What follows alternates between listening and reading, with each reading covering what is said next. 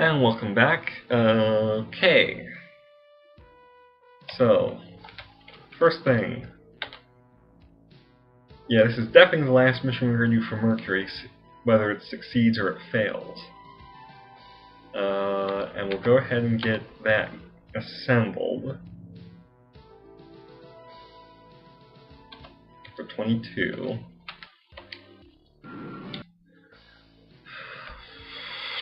$22 left. What do I want to do? All I'll do is I'll put 10 into Gemini. The rest into Titan. Ranger will have to wait for next season. And now we are out of money.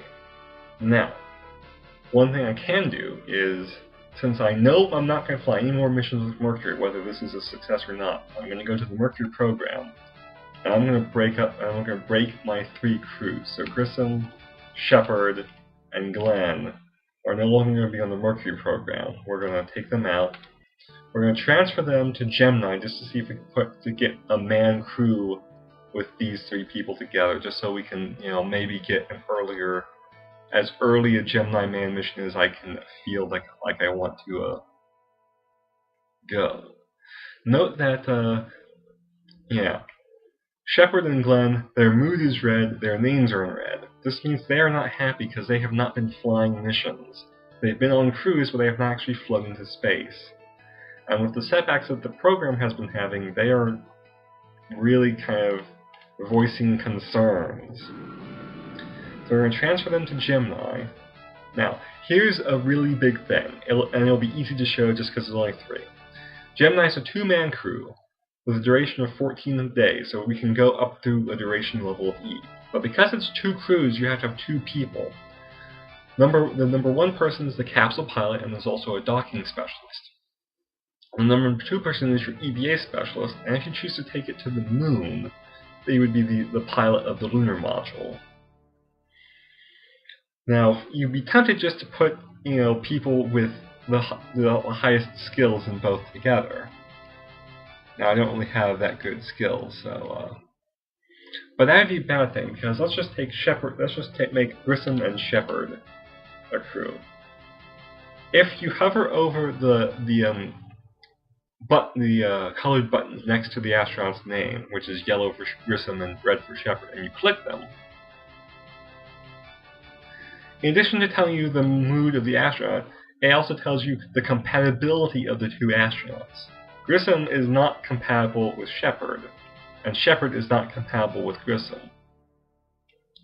They don't like each other, and in this game, their mood will decrease faster if they are in a crew where they are not compatible with their fellow astronauts than if they were not in a crew at all.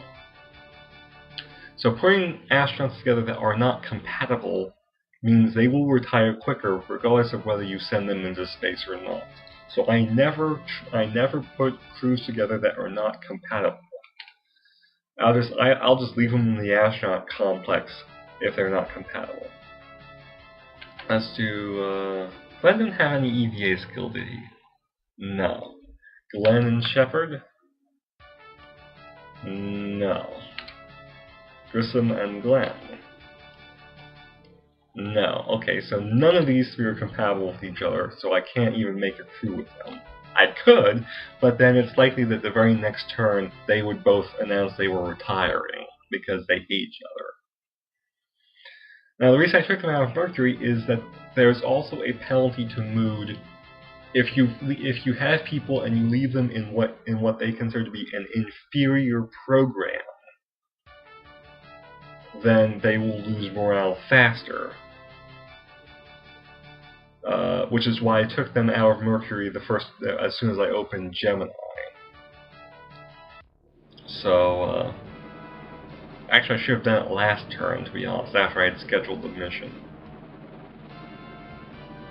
But, okay, so we have our missions, our single mission, our last hurrah with Mercury, another duration B attempt with an EVA.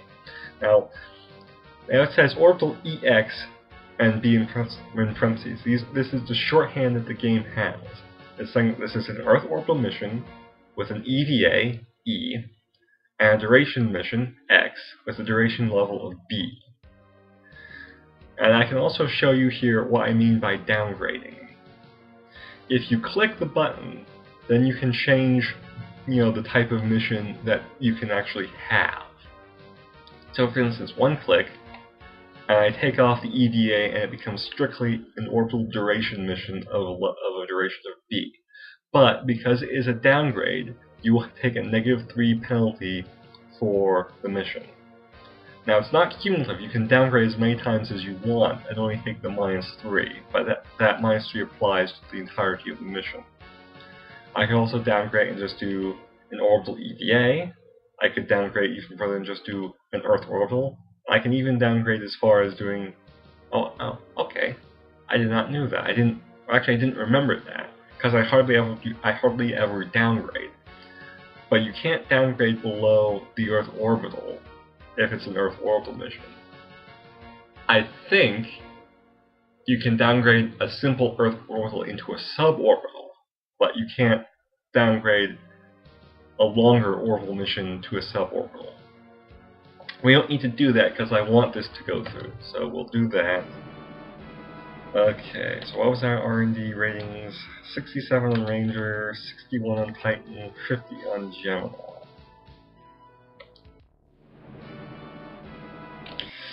I'm going to take... Okay, first stab is going to be a lunar flyby with Ranger Titan.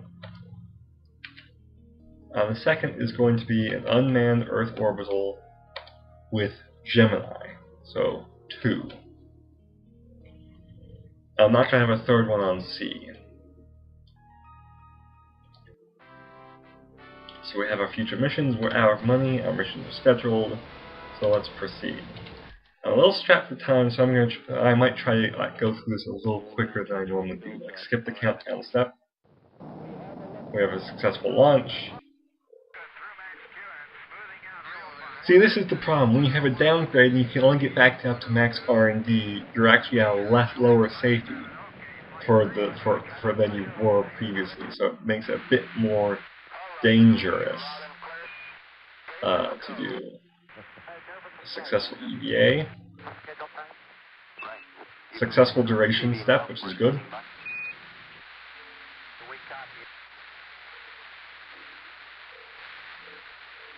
Yeah, duration always comes after the EVA steps. Duration is always the last set of steps before you deorbit for Earth orbital duration missions.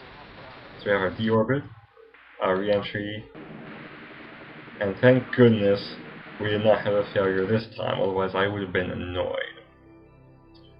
So that guy got a lot of prestige because it was the first time we did a duration level of B, which is worth 3, and it's the first spacewalk. Because remember, last time we did an orbital EVA, the spacewalk was successful, but it counted as a failure because he died on re-entry. So we didn't get credit for that. We get credit for it this time, so we get 11 prestige. Very nice.